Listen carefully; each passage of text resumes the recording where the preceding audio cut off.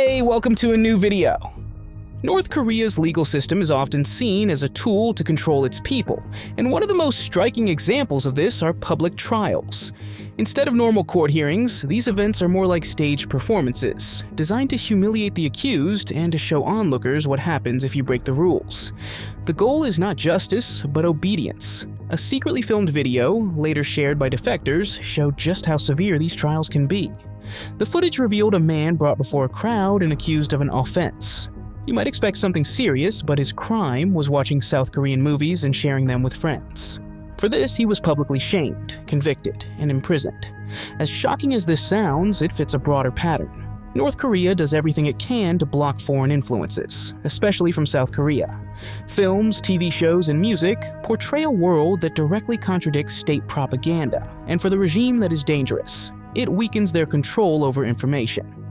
According to Sherry, a North Korean defector who released the video, these trials are not rare. They happen frequently, with punishments ranging from prison sentences to hard labor. The message is clear: consuming foreign media is not just illegal, it is treated as a threat. Are you new to this channel? Make sure to subscribe and hit the notification bell. And before we start, also like the video. Another heartbreaking video, one North Korea would rather the world never saw, shows a mother and daughter trying to escape across a frozen river. The footage was captured from the Chinese side of the border. On one side lay safety, on the other North Korea, and in between, just a thin layer of ice, their only chance of freedom. North Korean soldiers stood watching from the bank. The mother and daughter ventured onto the ice, reportedly after bribing a border guard, but were spotted by others while crossing. Their hope for freedom vanished in an instant. The video shows the moment they were stopped by the authorities. But the most devastating part is the daughter's reaction. She jumps up and down and bursts into tears, fully aware of what the arrest means. In North Korea, failed escape attempts almost always lead to severe consequences: long prison terms and closed facilities. Even worse, under the 3 generations punishment system, entire families can be held accountable for the actions of one member. In 2016, the world got a rare glimpse into closed-off North Korea when state media presented a man named Kim Dong-chul. He was not North Korean, but an American citizen born in South Korea who was doing business in China. The regime accused him of espionage and labeled him Prisoner 429. Kim first appeared at a staged press conference where he confessed to spying for South Korea and the United States. Human rights groups and experts widely agreed that the confession was coerced. Forced public confessions are a well-known propaganda tool in North Korea, and Kim was sentenced to 10 years of hard labor. In North Korea, that typically means exhausting physical work under harsh conditions, with little food and virtually no medical care, taking a severe toll on both body and mind. What made the case especially sensitive was that Kim was an American citizen.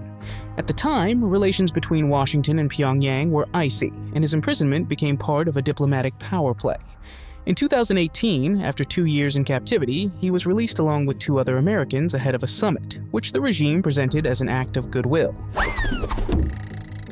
Another clip from the documentary Soul Train lays bare the desperation of North Koreans trying to flee. The scene begins with a frantic sprint for freedom, as several refugees dash toward the gate of a safe house in China. The father makes it through, but the mother and child are too slow, and their attempt ends almost immediately. Within seconds, North Korean security agents catch up, grabbing them violently, forcing them to the ground and dragging them back. The moment is even more heartbreaking because of a small child, who stands helplessly watching as 3 agents drag his parents away. The documentary follows underground networks that help North Koreans escape, often through China to countries like Mongolia or Thailand, and eventually to South Korea. But the risks are enormous. If caught, refugees face imprisonment, torture, or even execution. Many are sent to the notorious prison camps, where survival is uncertain. Even in China, they are unsafe, as authorities often cooperate with Pyongyang and repatriate refugees back to the regime. Would you risk everything to escape a life of forced labor, even if it meant leaving your family behind? Let me know in the comments. Some of the most unusual footage from North Korea is not shocking, but strange and staged, showing the lengths the regime will go to maintain appearances. In one recording from Pyongyang, a woman in uniform stands in the middle of an intersection. She appears to be a traffic officer, something normal in any busy city. But in Pyongyang, nothing is what it seems. At first, she stands passively while cars and pedestrians move freely around her. Only when she notices a camera pointed at her does her demeanor change. Suddenly, she blows her whistle loudly, waves her flag dramatically, and pretends to direct traffic. The odd thing is that no one reacts. Cars continue at their own pace, and pedestrians ignore her signals. What might seem like an innocent act is in fact a window into North Korea's obsession with appearances. Citizens are often instructed to play roles, making Pyongyang appear like a modern capital to outsiders. The reality is very different. Traffic controllers are barely needed since almost no one owns a car. The streets are often so empty that children play in them, and even soldiers frequently hitch rides to cover long distances. In 2016, a human rights organization released footage exposing one of the most hidden aspects of North Korea: the use of child labor. The secretly filmed video shows a long line of young workers along railroad tracks. With hammers in their hands and heavy sacks of stones on their backs, they labor for hours under the blazing sun, often 10 hours a day. Many children appear weak, their bodies unable to cope with the backbreaking work. The footage confirmed earlier reports that North Korea mobilizes its youth on a massive scale, often framing it as patriotic duty or volunteer brigades. In reality, it is forced labor. The regime portrays it as contributing to the state, but in truth, children spend long days maintaining infrastructure the government cannot sustain on its own. Another secretly recorded video revealed the same practice at one of Kim Jong-un's prestige projects, a luxury ski resort. Children, some as young as 11, were forced to shovel snow for hours in sub-zero temperatures. Soldiers stood watch to ensure no one left. For the regime, this was not just labor, but indoctrination, using children for prestige projects and teaching them from an early age that obedience is unquestionable. One of the most heartbreaking videos ever to emerge from North Korea came from Rimjin Gang, a group of citizen journalists who risked their lives to report. In June 2010, undercover reporter Kim Dong-cheol interviewed a 23-year-old woman in South Pyongan province. Emaciated, her face covered in soot and dressed in tattered clothes, she spoke softly about her struggle to survive. Not long before, she had lost her parents, her home had disappeared, and she was now living on the streets. The footage shows her gathering grass in a field. When asked why, she answered simply, "Food." In many parts of North Korea, families and schools are forced to raise rabbits, which are then handed over to the army for meat or fur. The young woman tried to survive by selling anything she could at the market. She often slept outdoors and had almost no means to sustain herself, relying on begging and scavenging for whatever was edible. A few months later, in October 2010, she was found dead in a cornfield, likely while searching for raw corn. Villagers reported her body after rumors spread, but when officials identified her, it turned out she had been dead for days. The authorities left her body where it lay. One of the strangest videos from North Korea doesn't show soldiers or propaganda, but rather an airport.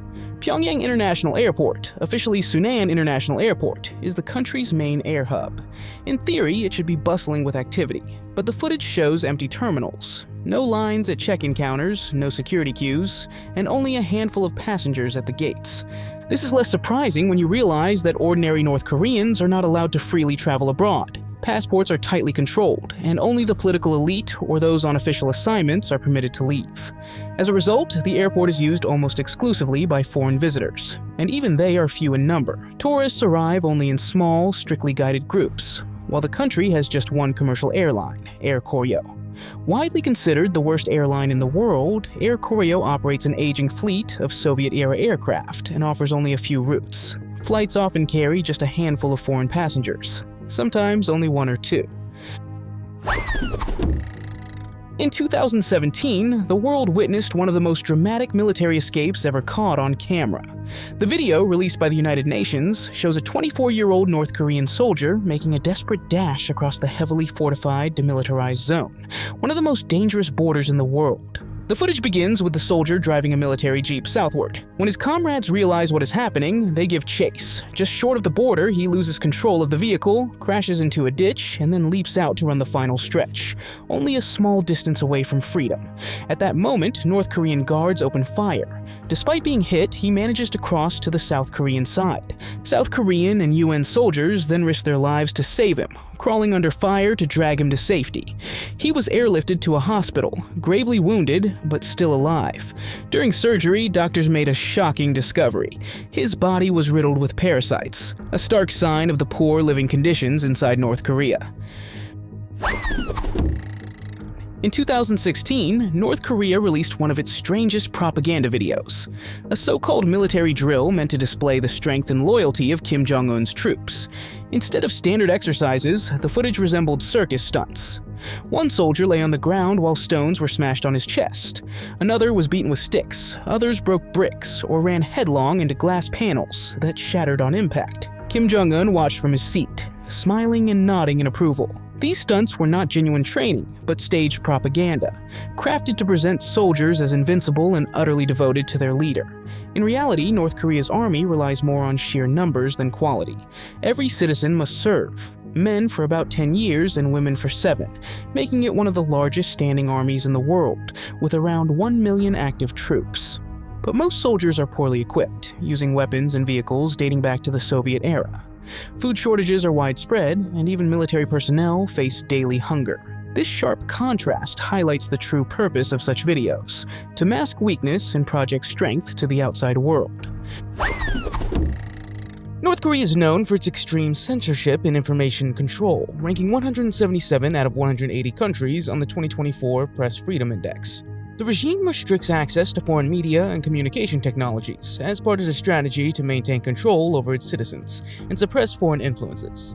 The North Korean government has imposed a strict ban on foreign media, especially from South Korea and West, including films, TV programs, and music, which are seen as threats to the regime ideology. Those caught consuming such media risk severe penalties, including fines and imprisonment. Computer systems and internet access are also heavily restricted in North Korea. Although mobile phones are available, they are designed to prevent international calls, meaning North Koreans cannot contact friends or family outside the country. Television and phone services are similarly controlled, with only state-approved content broadcast, and access to foreign TV is forbidden. This isolation extends to cultural phenomena like K-pop, which is banned as the regime aims to promote its own cultural products and counter foreign influences. Kajang-dong, often called the Peace Village by North Koreans and the Propaganda Village by others, is a notable example of North Korea's use of propaganda. Located in the DMZ that separates North and South Korea, this village was established in the 1950s, following the Korean War armistice. It was designed to project an image of prosperity and peace in North Korea, aiming to attract South Korean defectors. The village contains a mix of high-rise and low-rise buildings surrounded by farmland. Though it appears inhabited at first glance, Kajang-dong is largely deserted, serving as a facade for the North Korean government to portray economic success and stability. The buildings are equipped with loudspeakers that broadcast propaganda messages towards South Korea, praising the virtues of the North and encouraging South Koreans to defect. Kajang-dong is part of a broader North Korean strategy that includes creating fake towns and other misleading structures. Experts believe that Kajang-dong is only one of many constructions designed to project a favorable image of the regime.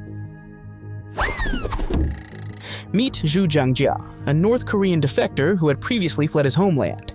In China, he was arrested and sentenced to 11 years in prison for illegally crossing the border. By 2021, he had only 2 years left to serve, a moment most would see as the edge of freedom. But for Zhu, freedom meant danger.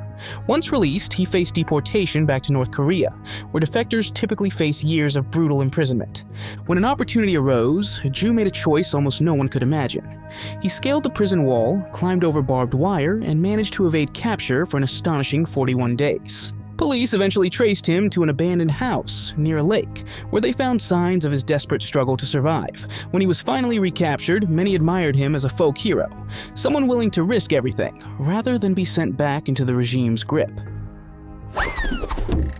In North Korea, the 3-generation punishment policy is an extreme measure whereby not only the individual committing a crime against the state is held responsible, but also their entire family. This system, known as kin punishment, can lead to imprisonment or even execution for up to 3 generations of a political offender's family. When someone's found guilty of a political crime, the consequences can extend beyond the individual, and the regime may send the entire family to prison camps, where they can endure lifelong sentences under harsh conditions. This includes children and grandchildren who are often born and raised in these camps with the belief that their blood is guilty due to their family ties. The goal of this policy is to instill fear among the population and deter any opposition to the regime. This was introduced by Kim Il-sung, founder of North Korea. Many defectors have testified to the pervasive fear of reprisals, not only for themselves, but also for their entire family. Despite its intimidating reputation, North Korea allows a small number of tourists each year. However, privacy is significantly restricted through strict rules and surveillance. Tourists are not permitted to travel independently and must be accompanied at all times by a government-approved guide. This guide determines the itinerary and decides where tourists can and cannot go. Tourists are forbidden from taking photos of anything outside designated tourist sites, and prior permission from the guide is essential. In January 2016, a University of Virginia student visited North Korea and attempted to steal a propaganda poster from his hotel during his stay.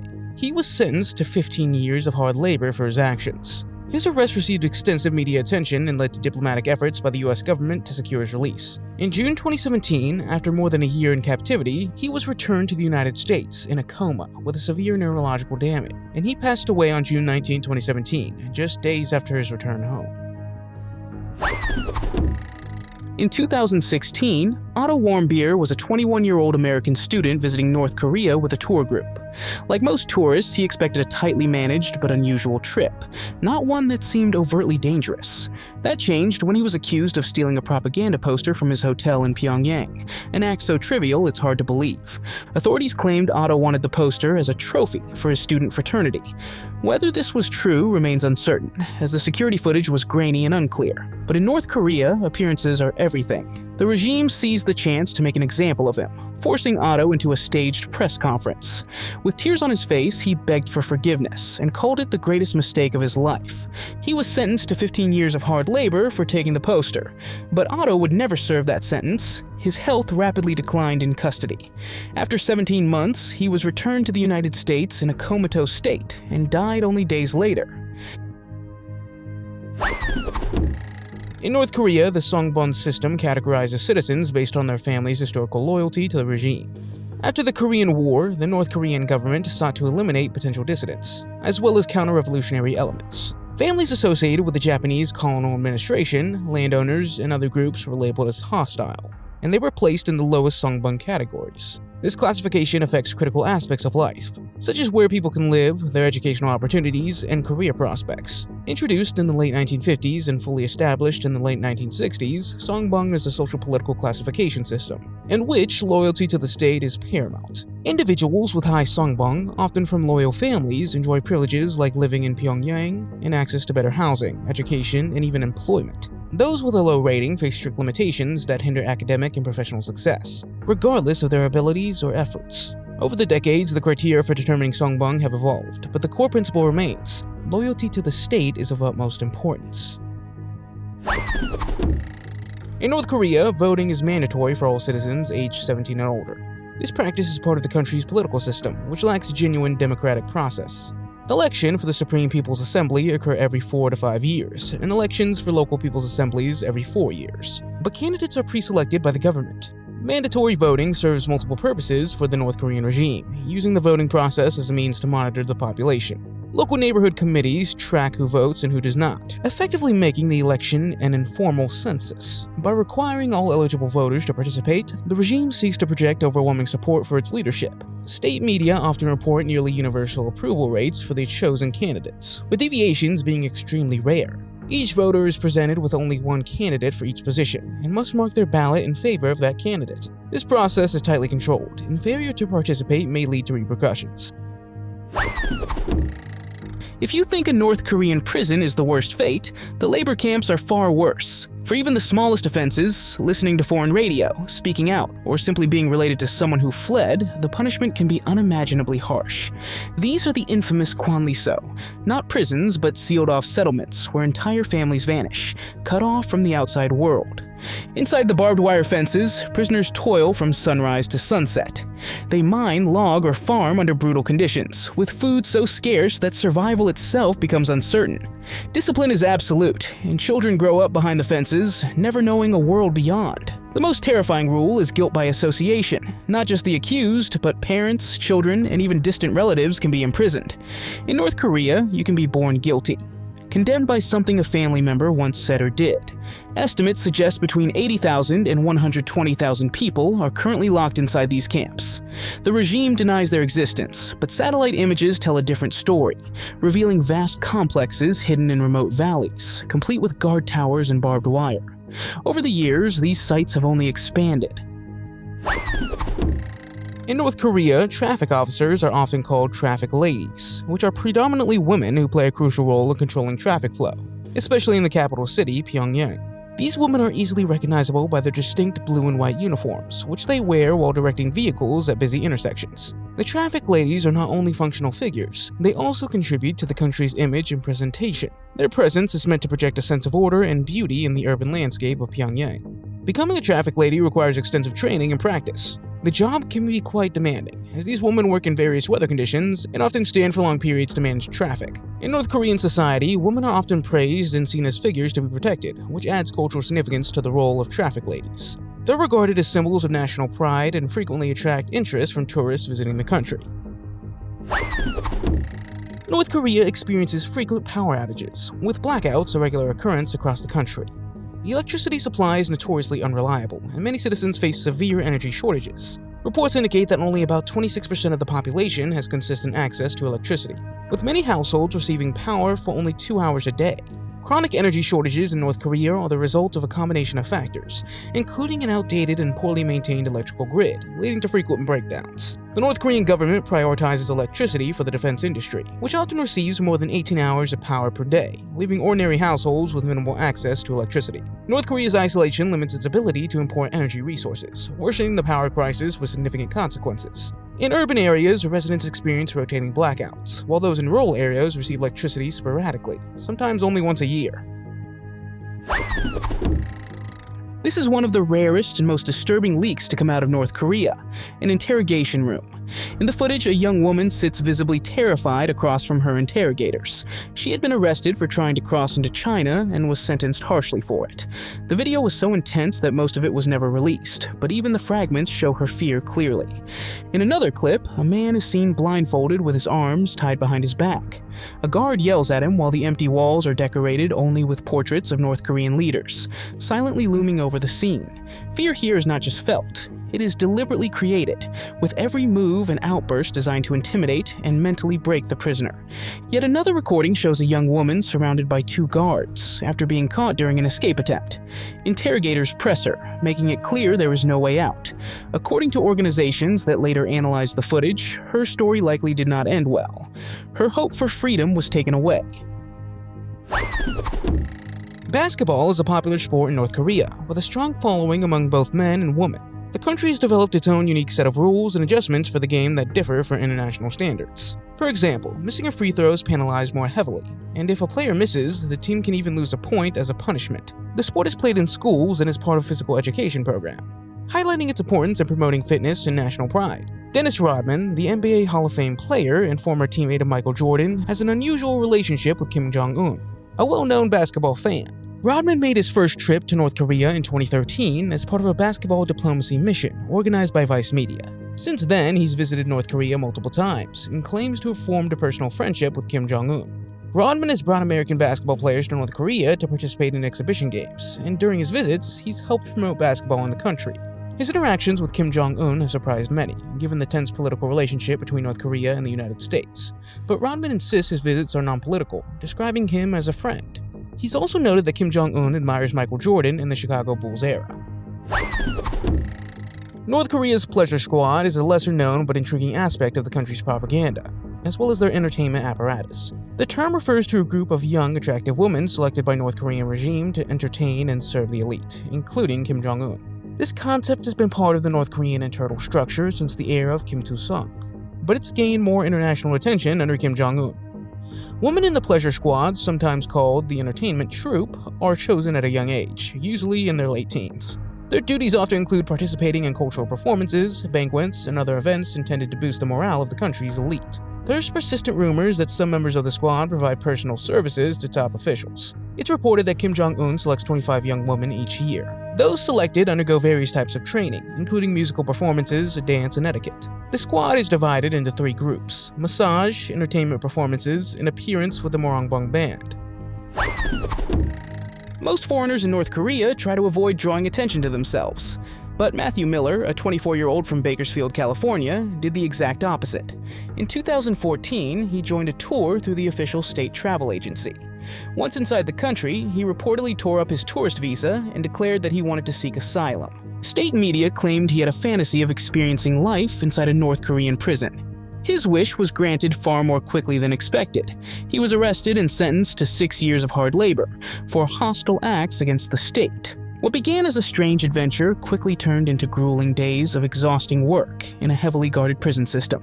For months, Miller was paraded in state media as proof that even American youth sought protection in North Korea. Back home, his family begged for his release, while international observers questioned whether he had ever understood the seriousness of his actions. After about 8 months, U.S. diplomats managed to secure his release, along with that of another American prisoner. In North Korea, the government imposes strict rules regarding personal appearance, requiring citizens to choose from a limited selection of 28 state-approved hairstyles. This regulation reflects the regime's desire to exercise control over its citizens and promote a uniform appearance. Men are not permitted to grow their hair longer than 2 inches or 5 centimeters, while older men are allowed up to 3 inches or 7 centimeters. The approved styles are generally conservative and neat, emphasizing short hairstyles, with spikes explicitly banned for being seen as rebellious. Married women are encouraged to keep their hair short, while unmarried women may wear longer, curly hair. The enforcement of these hairstyle regulations is part of a broader North Korean government effort to promote a socialist lifestyle. There are even reports of hidden cameras in salons to catch people with unauthorized hairstyles, who are then publicly shamed. In North Korea, driving is heavily restricted, and only a small portion of the population is allowed to own or operate a vehicle. This restriction aligns with the country's strict social and political control measures, as well as the economic reality and resource shortages within North Korea. Limiting access to vehicles prevents most citizens from moving freely, restricting travel without government permission. This control strategy allows the regime to keep tighter control over the population, permitting travel only for approved reasons, usually work-related or government-related activities. Vehicles are extremely expensive, and fuel is scarce due to sanctions and limited domestic production. Most North Koreans simply can't afford a car. So, who is allowed to drive in North Korea? Most vehicles are state-owned. High-ranking government officials, military leaders, and those involved in state-run enterprises are typically the ones with access to cars. Foreign residents or visitors, such as diplomats, aid workers, or employees of international organizations, may sometimes drive, but must follow strict rules, often requiring local drivers. Since private car ownership is rare, most North Koreans rely on public transportation or other forms of mobility, such as bicycles, buses, trams, and walking. State television once proudly aired footage of soldiers aiming their weapons at what it claimed were American soldiers. In reality, their enemy was nothing more than a paper cutout, reducing the world's most powerful army to cardboard. The scene was pure propaganda, soldiers firing round after round into a cartoonish caricature meant to symbolize their readiness to fight the United States. The target was exaggerated, almost like an old poster illustration, underscoring how the regime relies on spectacle rather than reality. For North Koreans watching at home, the message was clear. This was training for the inevitable war against America. Children grow up with such images, taught to see the United States as a flimsy paper enemy, while believing that firing at cardboard figures counts as genuine military preparation. Birth laws and policies in North Korea are shaped by the authoritarian nature of the regime and the tightly controlled society. However, information on this topic is scarce, as the government maintains strict secrecy over its internal policies, and official documents on family planning and reproductive rights are not readily available. Much of what is known comes from defectors, human rights organizations, and international reports. North Korea exercises strict control over many aspects of family life, including childbirth. In contrast to China's well-known former one-child policy, Kim Jong-un in 2023 encouraged North Korean women to have more children, framing it as a duty to their country. Although healthcare in North Korea is theoretically free and universal, the reality is quite different. The healthcare system is underdeveloped, underfunded, and lacks basic supplies and trained professionals. Reports from organizations like the World Health Organization indicate that maternal and child mortality rates in North Korea are significantly higher than in neighboring countries. The use of fertilizer in North Korea highlights both the economic difficulties that the country faces and the government's tight control over agricultural production. Due to international sanctions, limited industrial development, and restricted access to agricultural inputs, North Korea has resorted to desperate measures, such as widespread use of human waste as fertilizer. One of the most controversial and unhygienic practices in North Korean agriculture is the use of human excrement, also known as night soil. The North Korean government actively encourages, and in many cases, mandates its use. Citizens are sometimes required to collect and deliver it to meet government-mandated quotas for fertilizer production. For instance, in 2019, reports indicated that the North Korean government issued orders for each household to collect a certain amount of waste for use in fields. Schools, factories, and businesses commonly have assigned quotas, and failure to meet these quotas can lead to punishments or social consequences. In times of extreme shortages, even the collection of animal waste and ash from burnt materials is encouraged as a substitute fertilizer. Ever wonder why so many North Koreans have such a negative view of the United States? The answer lies in the relentless propaganda they consume every day. In one well-known broadcast, state television claimed Americans lived crammed into tents in the snow, supposedly sleeping inside bags. But not sleeping bags, rather bags filled with people. In another claim, it said Americans were so poor that they ate snow from cups. The program insisted that millions of Americans were homeless, starving, and without warmth, while children wandered the streets. The narrator went further, declaring that more than 1.5 million American children were homeless, and that the unemployed could not feed their families. According to the broadcast, hundreds of people froze or died of illness each winter, while homeless citizens were said to litter tourist sites and subway stations. The purpose of such extreme portrayals is to present North Korea as the best country in the world, by depicting the West in the worst possible light. If the truth about wealth, technology, and freedom in countries like the US were known, North Koreans would see just how vast the gap is with their own lives.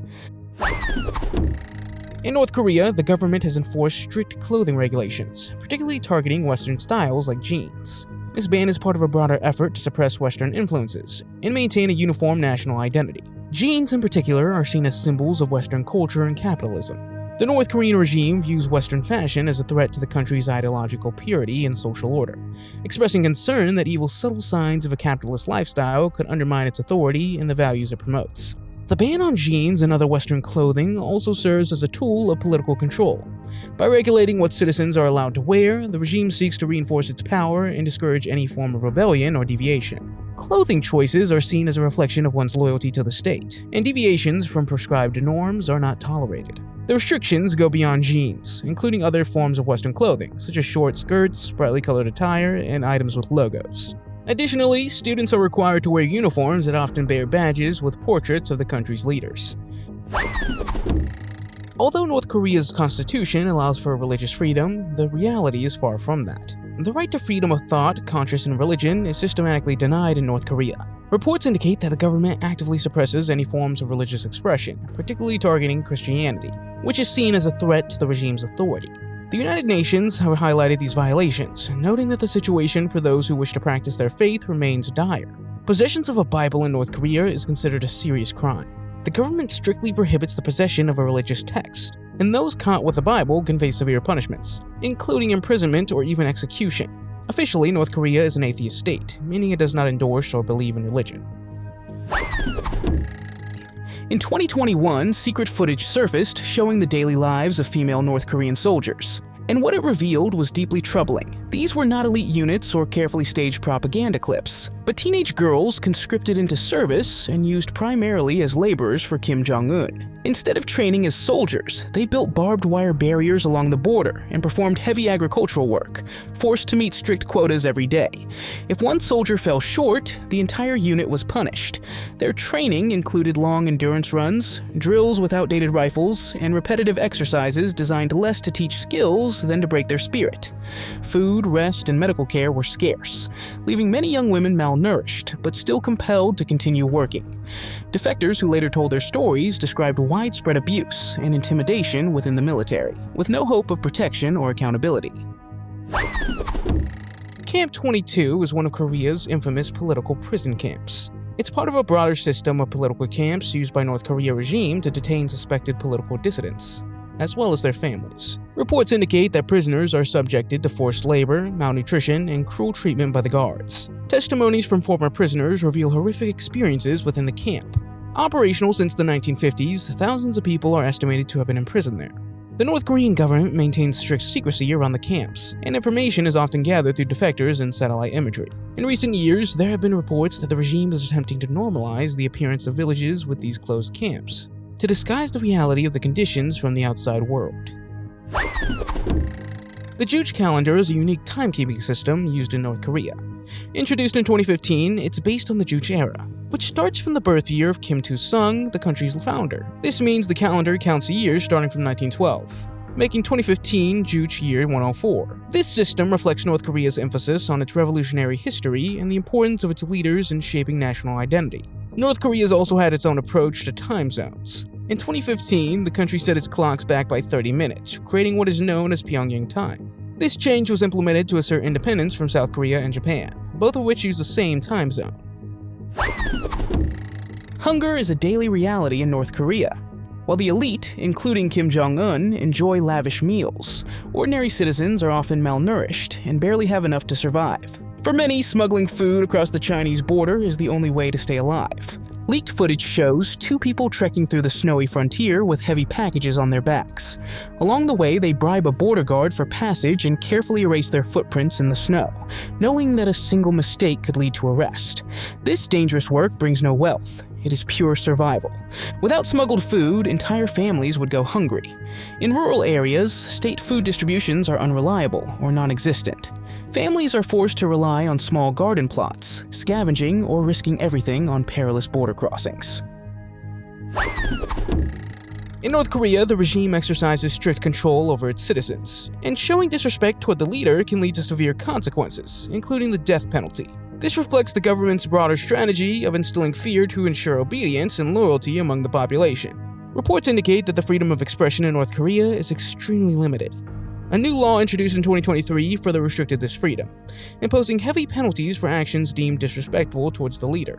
But what qualifies as disrespect? Making jokes about the leader or mocking him, even in private conversations, is strictly forbidden. The regime enforces a zero-tolerance policy for any form of humor that could be seen as undermining the leader's authority, including jokes about his appearance or decisions. Propaganda materials, including posters and images of the leader, are considered sacred, and any act of vandalism or theft involving these items can lead to severe punishments.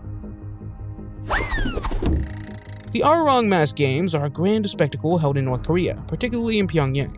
These events are known for their elaborate choreography, colorful performances, and symbolic themes that often reflect North Korean ideology and culture. The games involve thousands of participants, including children and adults, who perform synchronized routines combining gymnastics, dance, and artistic displays. First held in 2002, the games are often staged in celebration of national holidays, such as birthdays of Kim Il-sung and Kim Jong-il. The performances are not only a form of entertainment, but also serve as a medium for political propaganda, reinforcing the narratives and ideals of the regime. Thousands of performers execute intricate routines that require extensive training and coordination. Large-scale visual displays are created by participants holding up cards to reveal images and messages as the show progresses. One of the most striking aspects of the mass games is the dramatic reenactment of historical events. For example, one performance depicted a segment of the Korean War. The shows often include overt political messages, with segments that glorify the military and the ruling party. Believe it or not, North Korea even has its own TikTok account, and the content is exactly as strange as you'd expect. While ordinary citizens are banned from using the app, selected officials have access and post carefully staged videos. At first glance, the clips seem to show everyday life, but in reality, everything is choreographed. Difficult subjects like poverty or oppression never appear, while some participants even look uncomfortable, as if they had no choice in being filmed.